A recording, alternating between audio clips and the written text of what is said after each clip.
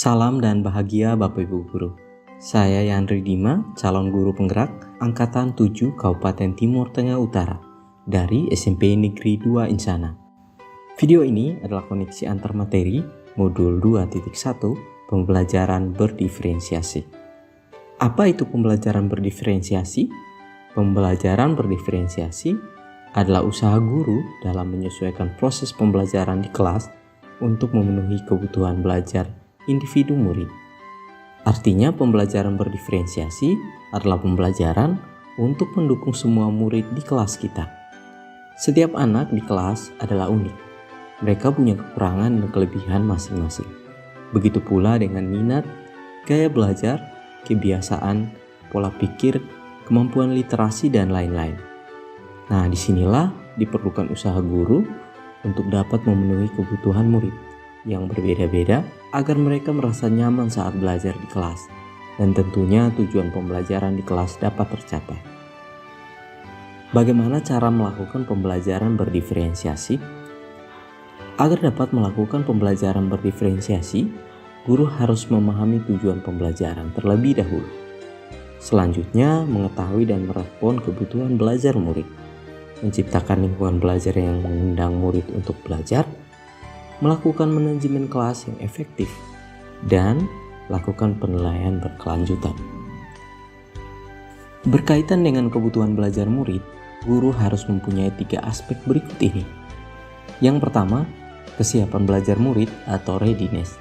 Kesiapan belajar mengharuskan guru untuk menilai pengetahuan awal dan menentukan apa yang telah murid ketahui dan di mana murid berada.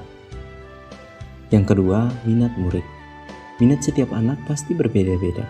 Minat adalah salah satu motivator penting bagi murid untuk terlibat aktif dalam proses pembelajaran.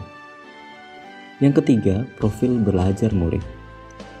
Profil belajar murid berkaitan dengan lingkungan, budaya, gaya belajar, dan kecerdasan menjebak yang berbeda-beda antara satu anak dengan yang lainnya.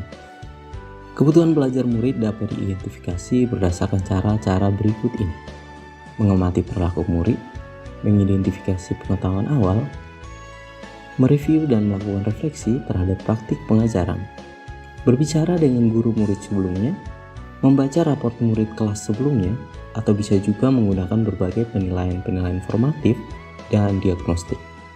Strategi untuk mendiferensiasi pembelajaran bisa dilakukan dengan 3 cara, yaitu diferensiasi konten, proses, dan produk. Guru dapat memilih salah satu atau kombinasi dari ketiganya. Diferensiasi konten berkaitan dengan apa yang kita ajarkan seperti materi, konsep, atau keterampilan yang perlu dipelajari berdasarkan kurikulum. Mendiferensiasi konten bisa dilakukan dengan membedakan pengorganisasian atau format penyampaiannya, bukan merubah dan menurunkan standar kurikulum. Diferensiasi proses berupa kegiatan yang merupakan Diferensiasi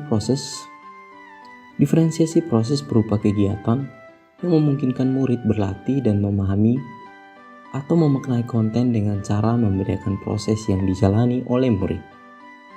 Dan diferensiasi konten merupakan bukti yang menunjukkan apa yang murid telah pelajari dengan cara membedakan atau memodifikasi produk sebagai hasil belajar murid, hasil latihan, penerapan, dan pengembangan apa yang telah dipelajari.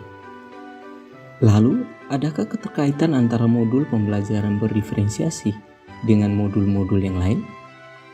Untuk dapat melakukan pembelajaran berdiferensiasi, maka guru harus berusaha memenuhi kebutuhan belajar murid sesuai dengan kodrat alam dan kodrat zaman, berdasarkan filosofi Ki Hajar Dewantara. Dalam melakukan pembelajaran berdiferensiasi, seorang guru penggerak harus berpihak pada murid, reflektif, mandiri, kolaboratif, dan juga inovatif untuk dapat menciptakan pembelajaran berdiferensiasi agar dapat memenuhi kebutuhan murid. Dengan demikian, seorang guru penggerak dapat mewujudkan kepemimpinan murid dengan menuntun murid merdeka belajar. Hal ini sesuai dengan peran guru penggerak. Selanjutnya, pembelajaran berdiferensiasi dapat menjadi salah satu strategi untuk mewujudkan visi guru penggerak yang berpihak pada murid dan dalam pelaksanaan pembelajaran berdiferensiasi antara guru dan murid harus ada kesepakatan kelas terlebih dahulu agar proses pembelajaran dapat berjalan dengan baik sesuai dengan nilai-nilai budaya positif. Demikian pemaparan koneksi antara materi modul 2.1.